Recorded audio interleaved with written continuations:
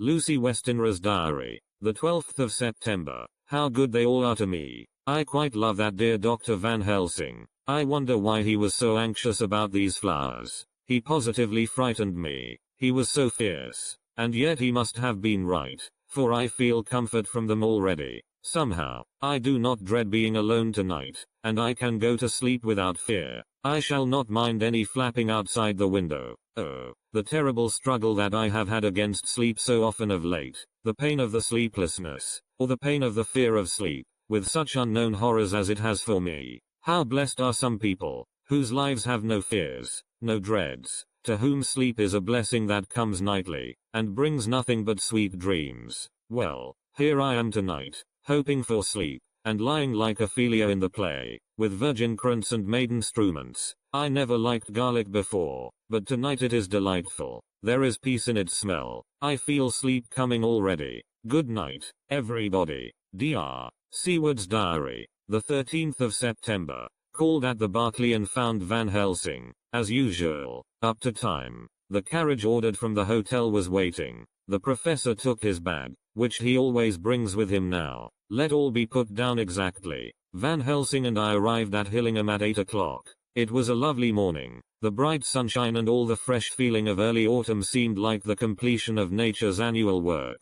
The leaves were turning to all kinds of beautiful colors, but had not yet begun to drop from the trees. When we entered we met Mrs. Westenra coming out of the morning room. She is always an early riser. She greeted us warmly and said, "You will be glad to know that Lucy is better. The dear child is still asleep." I looked into her room and saw her, but did not go in, lest I should disturb her. The professor smiled, and looked quite jubilant. He rubbed his hands together, and said, "Aha, I thought I had diagnosed the case. My treatment is working." To which she answered, "You must not take all the credit to yourself, Doctor. Lucy's state this morning is due in part to me." "How you do mean, Mom?" asked the professor. "Well, I was anxious about the dear child in the night, and went into her room. She was sleeping soundly, so soundly that even my coming did not wake her, but the room was awfully stuffy. There were a lot of those horrible, strong-smelling flowers about everywhere, and she had actually a bunch of them round her neck.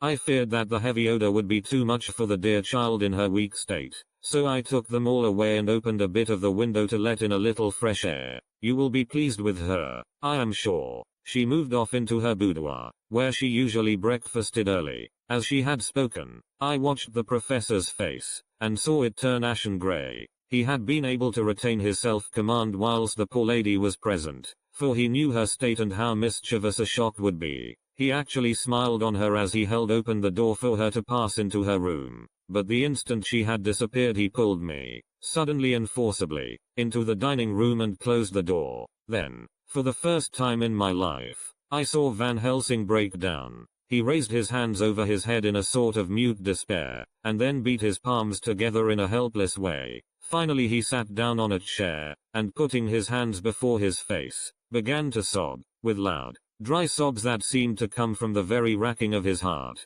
Then he raised his arms again, as though appealing to the whole universe. "God, God, God," he said, "what have we done? What has this poor thing done, that we are so sore beset? Is there fate amongst us still, sent down from the pagan world of old, that such things must be, and in such way? This poor mother, all unknowing, and all for the best as she think, does such thing as lose her daughter body and soul, and we must not tell her, we must not even warn her, or she die, and then both die. Oh, how we are beset. How are all the powers of the devils against us?" Suddenly he jumped to his feet. "Come," he said, "come, we must see and act. Devils or no devils, or all the devils at once, it matters not, we fight him all the same." He went to the hall door for his bag, and together we went up to Lucy's room. Once again I drew up the blind, whilst Van Helsing went towards the bed. This time he did not start as he looked on the poor face with the same awful, waxen pallor as before.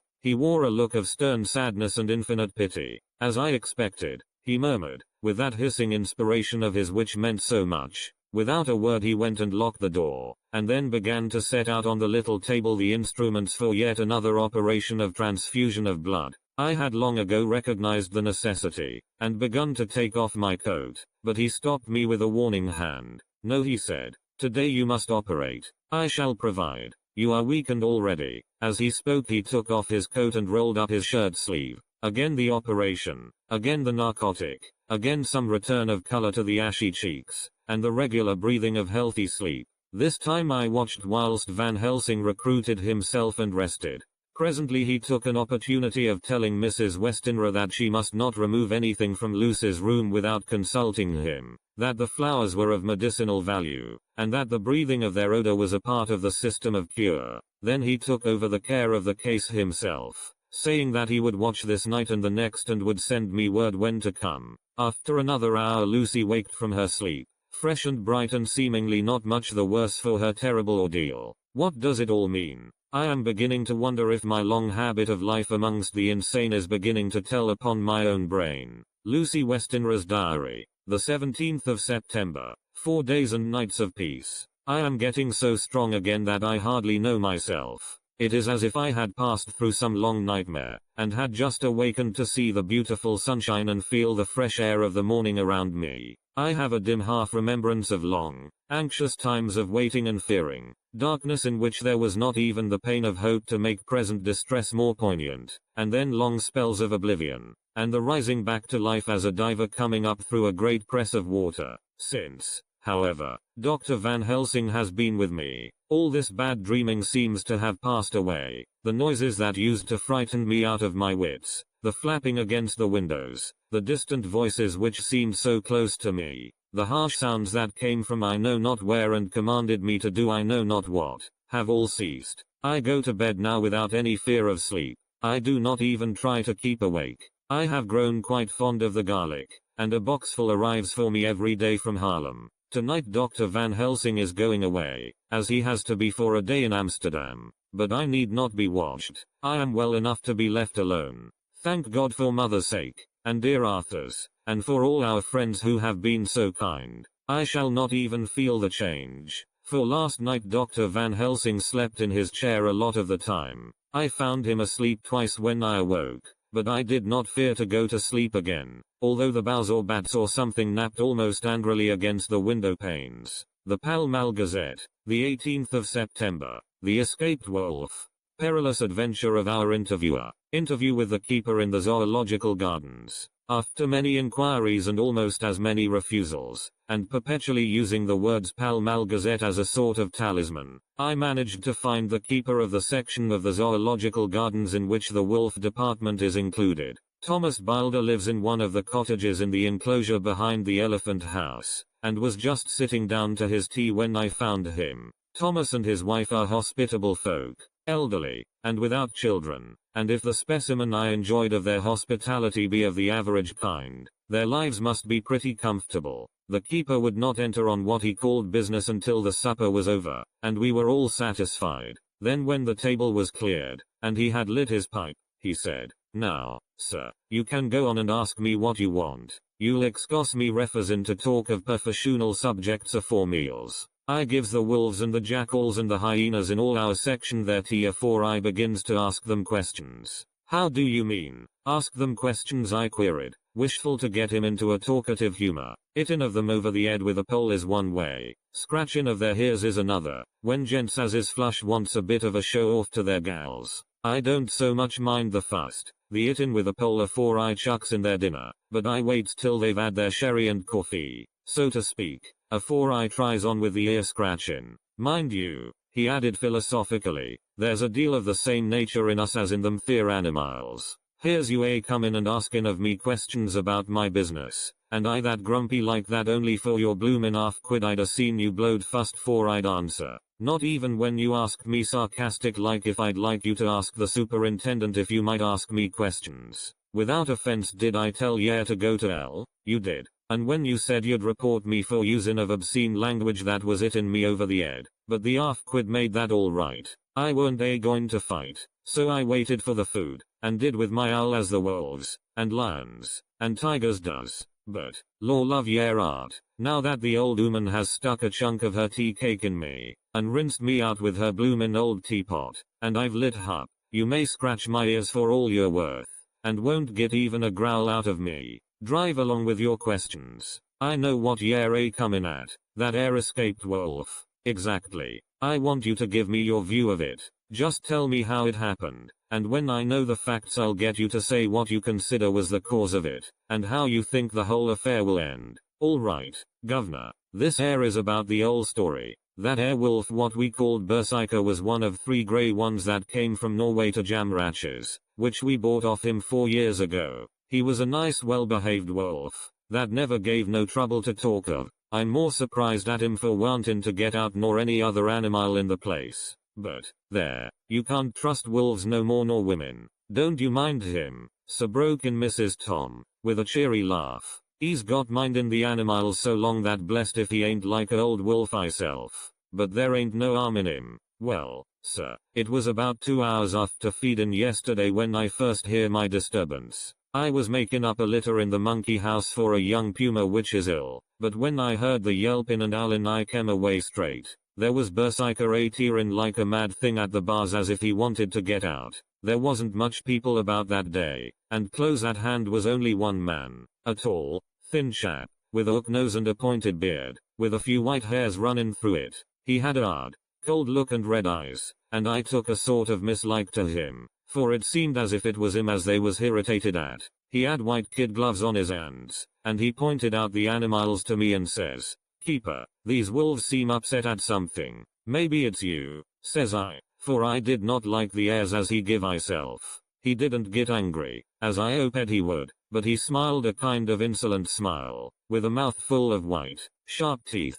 "Oh no, they wouldn't like me," he says. "Ah yes, they would," says I, imitating of him. "They always likes a bone or two to clean their teeth on about tea time, which you has a bag full." Well, it was a odd thing, but when the animals see us talking they lay down, and when I went over to Berserker he let me stroke his ear same as ever. That there man came over, and blessed but if he didn't put in his hand and stroke the old wolf's ears too. "Take care," says I. "Berserker is quick." "Never mind," he says. "I'm used to 'em. Are you in the business yourself?" I says, taking off my hat, for a man what trades in wolves, etc., is a good friend to keepers. "No," says he, "not exactly in the business, but I have made pets of several," and with that he lifts his hat as polite as a lord, and walks away. Old Berserker kept looking after him till he was out of sight, and then went and lay down in a corner and wouldn't come out the ole heavening. Well, last night, so soon as the moon was up, the wolves here all began howling. There warn't nothing for them to howl at. There warn't no one near, except someone that was evidently calling a dog somewheres out back of the gardings in the park road. Once or twice I went out to see that all was right, and it was, and then the howling stopped. Just before 12 o'clock I just took a look round afore turning in, and, bust me, but when I came opposite to old Berserker's cage I see the rails broken and twisted about and the cage empty. And that's all I know for certain. Did anyone else see anything? One of our gardeners was comin' home about that time from Harmony, when he sees a big grey dog comin' out through the guarding edges. At least, so he says, but I don't give much for it myself. For if he did he never said a word about it to his missus when he got home, and it was only after the escape of the wolf was made known, and we had been up all nighter, hunting of the park for Berserker, that he remembered seeing anything. My own belief was that the Harmony had got into his head.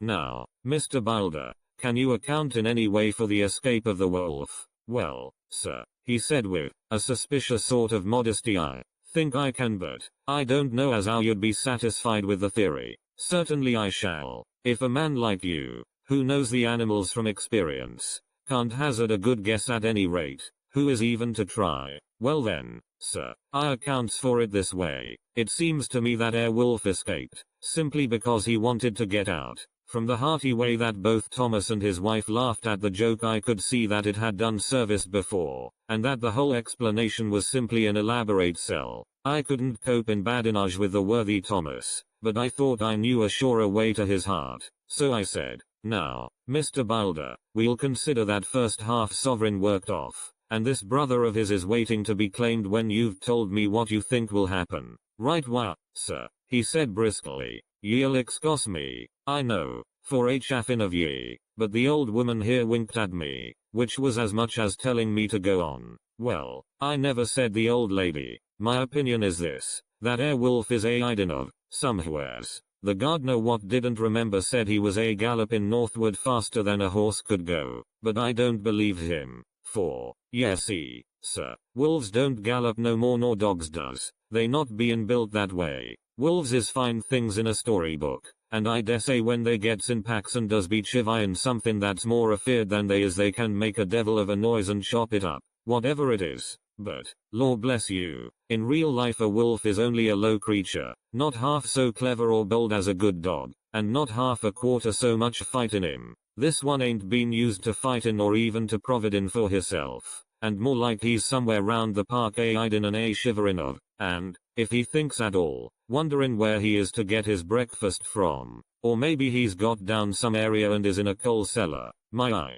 won't some cook get a rum start when she sees his green eyes a shining at her out of the dark? If he can't get food he's bound to look for it, and mayhap he may chance to light on a butcher's shop in time. If he doesn't, and some nursemaid goes a walking off with a soldier, Levin of the infant in the perambulator, well, then I shouldn't be surprised if the census is one babby the less. That's all. I was handing him the half-sovereign, when something came bobbing up against the window, and Mr. Bilder's face doubled its natural length with surprise. God bless me, he said, if there ain't old Berserker come back by myself. He went to the door and opened it, a most unnecessary proceeding it seemed to me. I have always thought that a wild animal never looks so well as when some obstacle of pronounced durability is between us. A personal experience has intensified rather than diminished that idea. After all, however, there is nothing like custom, for neither Bilder nor his wife thought any more of the wolf than I should of a dog. The animal itself was as peaceful and well behaved as that father of all picture wolves, Red Riding Hood's quondam friend, whilst moving her confidence in masquerade. The whole scene was an unutterable mixture of comedy and pathos. The wicked wolf that for half a day had paralyzed London and set all the children in the town shivering in their shoes, was there in a sort of penitent mood, and was received and petted like a sort of vulpine prodigal son. Old Bilder examined him all over with most tender solicitude, and when he had finished with his penitent said, "There, I knew the poor old chap would get into some kind of trouble. Didn't I say it all along? Here's his head all cut and full of broken glass. He's been getting over some bloomin' wall or other. It's a shame that people are allowed to top their walls with broken bottles. This here's what comes of it. Come along, Berserker." He took the wolf and locked him up in a cage, with a piece of meat that satisfied, in quantity at any rate, the elementary conditions of the fatted calf, and went off to report. I came off, too, to report the only exclusive information that is given today regarding the strange escapade at the zoo. Dr. Seward's diary. The 17th of September. I was engaged after dinner in my study posting up my books, which, through press of other work and the many visits to Lucy, had fallen sadly into arrear. Suddenly the door was burst open, and in rushed my patient, with his face distorted with passion. I was thunderstruck, for such a thing as a patient getting of his own accord into the superintendent's study is almost unknown. Without an instant's pause he made straight at me. He had a dinner knife in his hand, and, as I saw he was dangerous, I tried to keep the table between us. He was too quick and too strong for me, however, for before I could get my balance he had struck at me and cut my left wrist rather severely.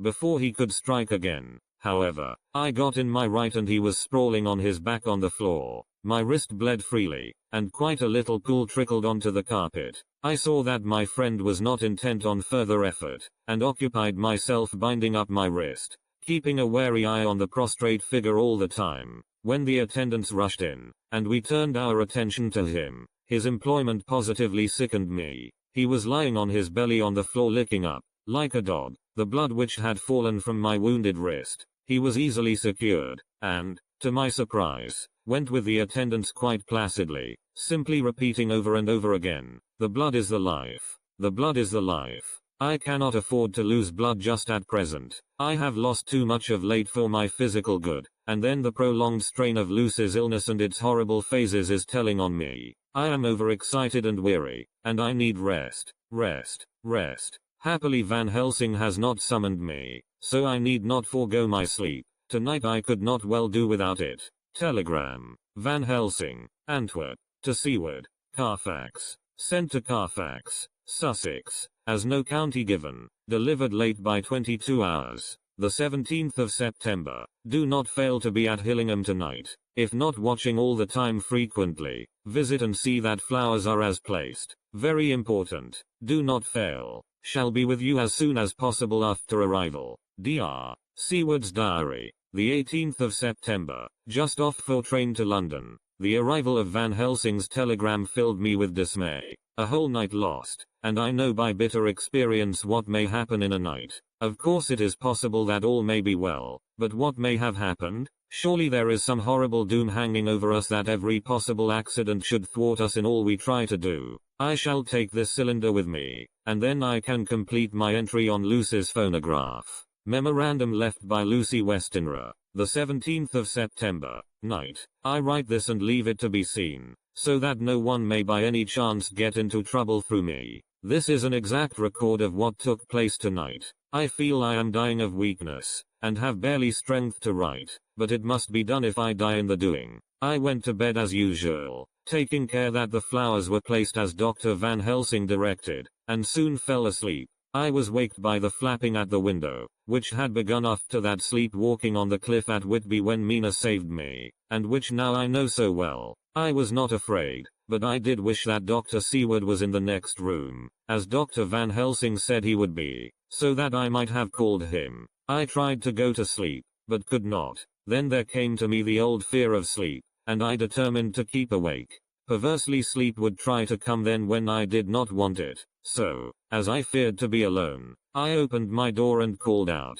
"Is there anybody there?" There was no answer. I was afraid to wake mother, and so closed my door again. Then outside in the shrubbery I heard a sort of howl like a dog's, but more fierce and deeper. I went to the window and looked out, but could see nothing, except a big bat, which had evidently been buffeting its wings against the window. So I went back to bed again, but determined not to go to sleep. Presently the door opened, and mother looked in, seeing by my moving that I was not asleep, came in, and sat by me. She said to me even more sweetly and softly than her wont, "I was uneasy about you, darling, and came in to see that you were all right. I feared she might catch cold sitting there, and asked her to come in and sleep with me. So she came into bed, and lay down beside me. She did not take off her dressing gown, for she said she would only stay a while and then go back to her own bed. As she lay there in my arms, and I in hers, the flapping and buffeting came to the window again. She was startled and a little frightened, and cried out, 'What is that?' I tried to pacify her, and at last succeeded, and she lay quiet, but I could hear her poor dear heart still beating terribly. After a while there was the low howl again out in the shrubbery, and shortly after there was a crash at the window, and a lot of broken glass was hurled on the floor. The window blind blew back with the wind that rushed in, and in the aperture of the broken panes there was the head of a great,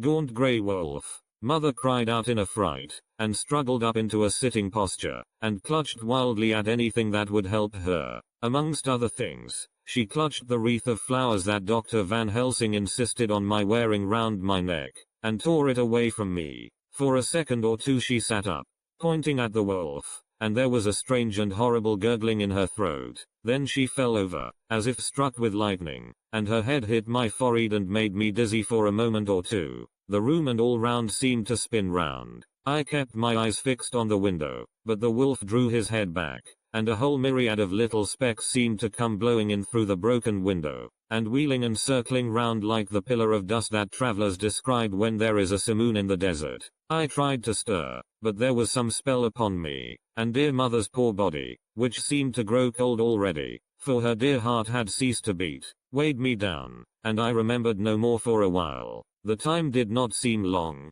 but very, very awful, till I recovered consciousness again. Somewhere near, a passing bell was tolling, the dogs all round the neighborhood were howling, and in our shrubbery, seemingly just outside, a nightingale was singing. I was dazed and stupid with pain and terror and weakness, but the sound of the nightingale seemed like the voice of my dead mother come back to comfort me. The sound seemed to have awakened the maids, too, for I could hear their bare feet pattering outside my door. I called to them, and they came in, and when they saw what had happened, and what it was that lay over me on the bed, they screamed out. The wind rushed in through the broken window, and the door slammed to. They lifted off the body of my dear mother, and laid her, covered up with a sheet, on the bed after I had got up. They were all so frightened and nervous that I directed them to go to the dining room and have each a glass of wine. The door flew open for an instant and closed again. The maid shrieked, and then went in a body to the dining room, and I laid what flowers I had on my dear mother's breast. When they were there I remembered what Dr. Van Helsing had told me, but I didn't like to remove them, and, besides, I would have some of the servants to sit up with me now. I was surprised that the maids did not come back.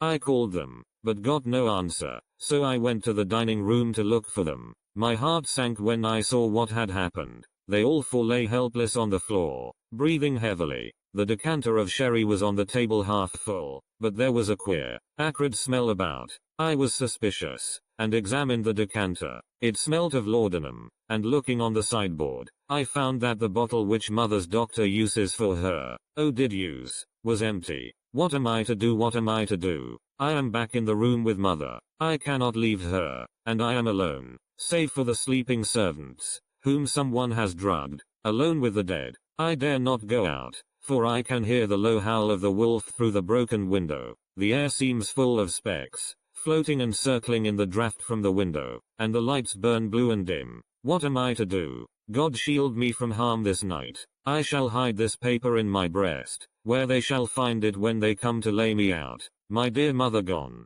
It is time that I go too. Goodbye, dear Arthur. If I should not survive this night, God keep you, dear, and God help me.